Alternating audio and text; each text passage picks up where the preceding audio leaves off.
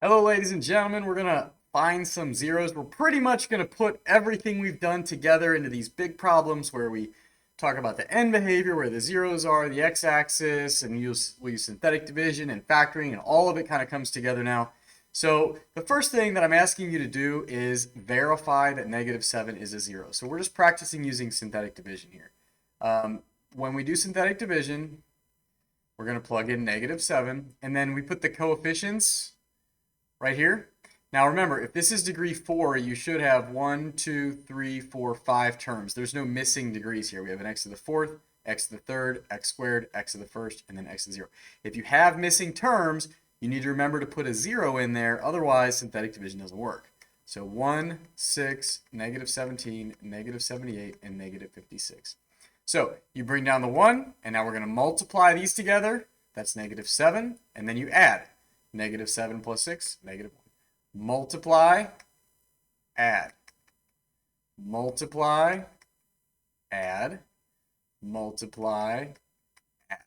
And I got 0. Now, I told you it was a 0, so you better get 0 at the end. The remainder is 0. If it's a 0, that means you have a factor. You just factored out x plus 7. So I'm going to write this now as a cubic polynomial and say, if this was degree 4, my answer is now degree 3. My quotient is 1 degree lower. So 1x cubed minus x squared minus 10x minus 8. And because I did divide out a factor, I'm actually going to write the factor.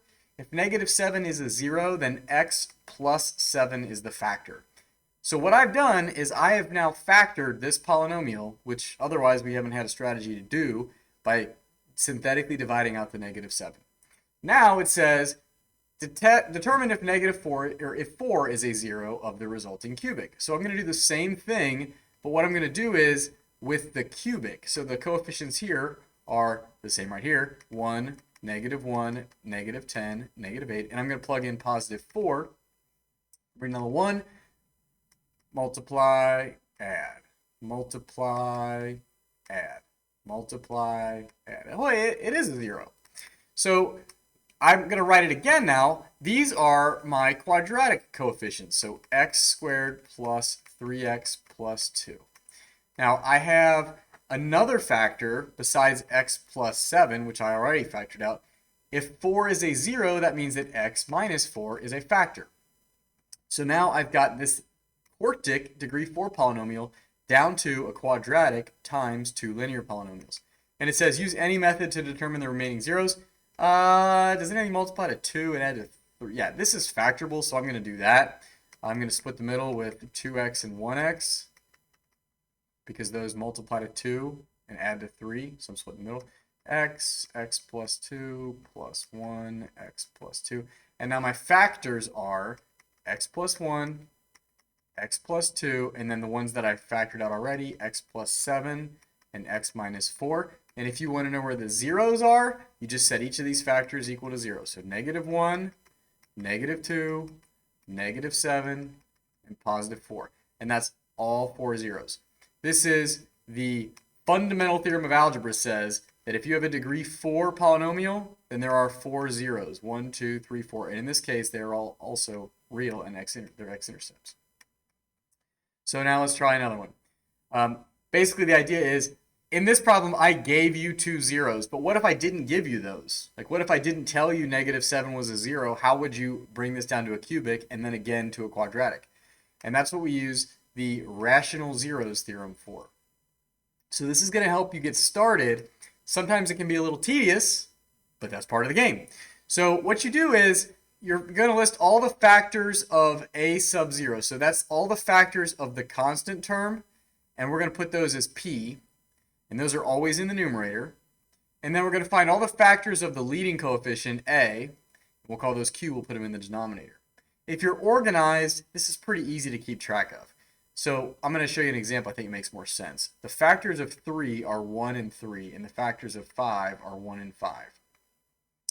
The rational zeros theorem says that if there is a rational zero, it will be at one of these places. I'm going to do plus or minus, because it's always plus or minus, and I'll say 1 over 1, which is 1, or plus or minus 1 over 3.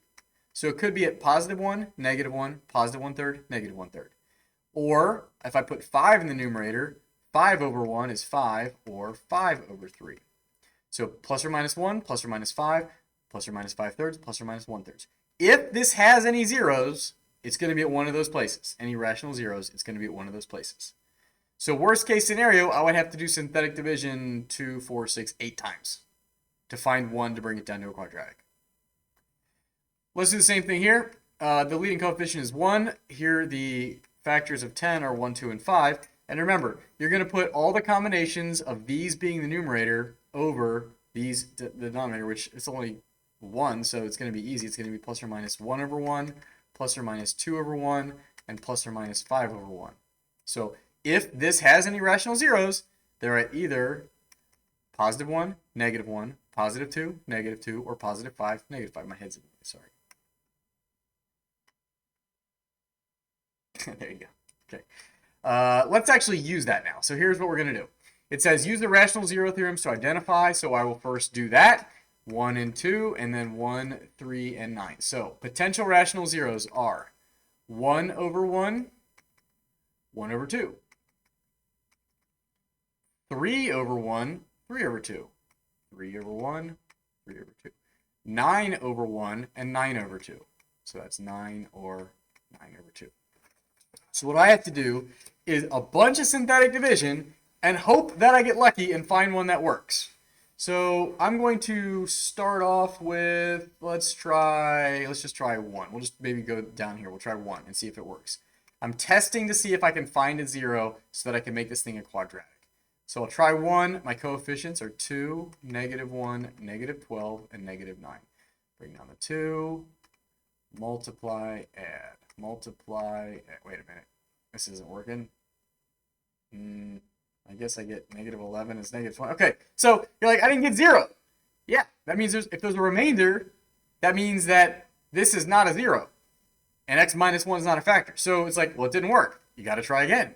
You just have to try a different number until you get one that gets 0. So now we'll try positive 3. And hopefully this one works.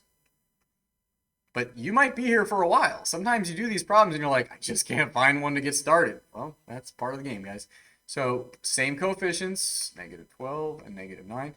We'll bring down the 2, 6, 5, 15, 3. Ooh, got one. All right. So I got 0. That's good because now I have my cubic and I can factor out x minus 3. So I'm going to write it as, these are my coefficients. Remember, if it was degree 3, now these are my coefficients for degree 2. So 2x to the second plus 5x plus 3. And I just factored out x minus 3. Okay? Now, I'm going to find the possible zeros. I'm going to keep going because I haven't found all the zeros using the quadratic formula. So I am going to, or maybe I can factor this. Does anything, yeah, something multiplies to 6 and adds to 5. So I'll factor. So what multiplies to 6? 2 times 3 is 6 and adds to 5 are 2x and 3x. So then my factor by grouping, 2x, x plus 1 plus 3, x plus 1. So my factors are 2x plus 3, x plus 1, and then the one I got from synthetic division is x minus 3. So if it says find all zeros, I'm going to find all zeros. I'll write them out anyway. That would be at, this would be 0 at negative 3 halves, this would be 0 at negative 1, and this would be 0 at positive 3. I need to have the zeros to sketch the graph, so even though the directions don't really say that, I need them for this next part. So now I'm going to sketch the graph. And I know I have 3 zeros at, and I'll put them at, and we'll say negative 1, negative 2, 1, 2, something like this. This is 3, this is negative 1, and there's also one at negative 1/2. So we'll put our x-intercepts there. And then we got to think, what's this thing look like? It's a positive cubic. It's positive and it's odd. The leading coefficient is positive 2 and the degree is 3, so it's odd. Positive odd looks something like this. And since none of these have a multiplicity of degree 2, they're all going to be pass-throughs. So it goes up, pass through, turns back around, and then passes through. And I can label the y-intercept there. It's negative 9, so I might as well do that. Down here, y-intercept 0, negative 9. So I have x-intercepts at negative 1, at negative 1/2 and at positive 3. Y-intercept at negative 9. I have my end behavior. I need to state my end behavior in limit notation. So I will say the limit of the function, what function do we use? P of x. The limit of P of x as x goes to infinity, and the limit of P of x as x goes to negative infinity. So as you go to the right, that's what x goes to infinity means. As you go to the right, this function goes up, so that will go to infinity. And as you go to the left, this function goes down, so that would be negative infinity. Okay, so to kind of recap what we're doing here, you're going to use synthetic division, find zeros until you have a quadratic, solve the quadratic using whatever method you want, factoring if you can, if not, quadratic formula. Write out all your factors and zeros, sketch the graph, pay attention to your x-axis behavior and your end behavior, and then write the end behavior in limit notation. So it really is bringing everything that we've done together into one problem. Let's try another one. State the potential rational. I'm just going to do the whole thing again. So I have 1 in the leading coefficient. 1, 2, 3, 4, 6, 8, 12, 24. There's a lot of factors here.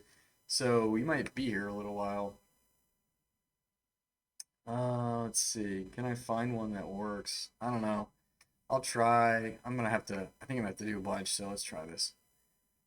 We'll do 1, negative 2, negative 9, 10, negative 24. Okay. So I'm gonna copy this because I'm almost sure I'm gonna have to do multiple. I'm not gonna get real lucky, I bet. We'll see. So let's just work through these. Remember, these are all plus or minus, and they're all over 1. So plus or minus 1, 2, 3. Let's do like, we'll just do 1, 2, 3, 4. Maybe we'll find one. Maybe we'll get lucky here. So we'll bring down the 1, and then we multiply, add, multiply, add, multiply, add. Oh, that's 0, but that doesn't really matter. 0 times 1 is 0. You get negative 24. So nope, 1 is not a 0. Let's try it again with 2. 1, 2, 0, 0, negative 9, negative 18, negative 8, negative 16. Nah, that's not it. Negative 40. Nope. Try 3. 1, 3, 1, 3, negative 6, negative 18, negative 8, negative 24. That's negative 48, so no. How about 4? 1, 4, 2, 8, negative 1, negative 4, 6. Oh, I think I got it. 24. Yes, 0. Okay, so it took a while, but we found one. And now what I'm going to do is write out what I've done so far. These are coefficients of a degree 3, 1 less than x to the 4th. So this is 1x cubed plus 2x squared minus x plus 6. And if 4 is a 0, then x minus 4 is a factor. So I'm going to write that out that way. Now, I need to do the same thing with this cubic because this isn't factorable by grouping.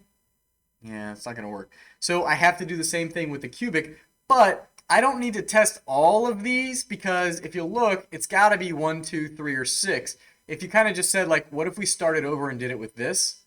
Then my rational zeros would be 1, 2, 3, or 6. So I've actually kind of done a lot of work that'll help me. I'm going to go through the negatives now because I've tried 1, 2, and 3. I haven't tried 6, but I'm going to try the negatives and see if I get lucky here. So I'm going to do, with this polynomial, I'm going to try synthetically divide and find another 0. So my coefficients are 1, 2, negative 1, and 6. And I might have to do this a few times.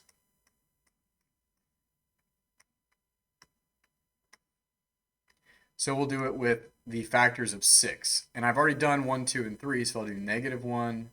What happened there?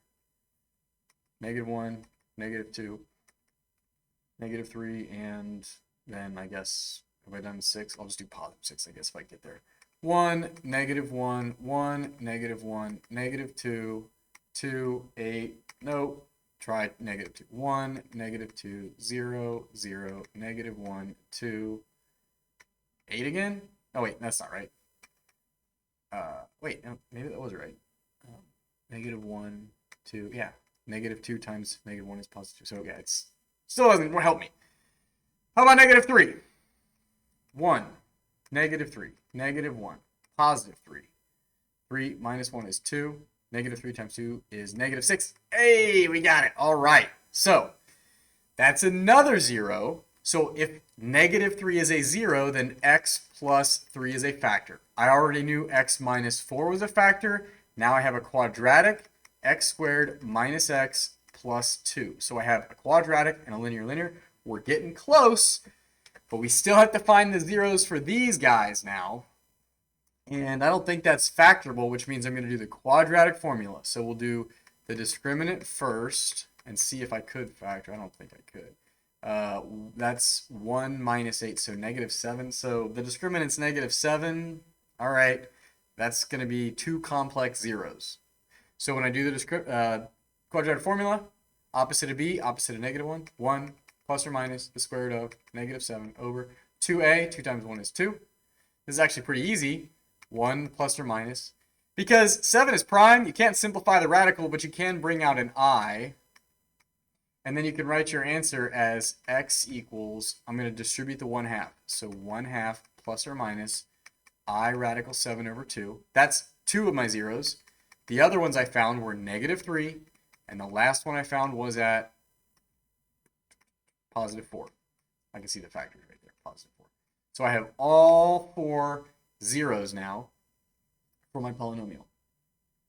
Sometimes these problems take a little while because you don't find the 0 right off the bat. So the main idea here is you're going to have to try and do some synthetic division. You'll notice I had to do, 7 synthetic divisions in that problem? Usually you don't get, usually it's not that bad, but sometimes it is. So go ahead and try the practice problems. Check those answers. They're on Schoology. And also, while you're here, hit that like and subscribe button.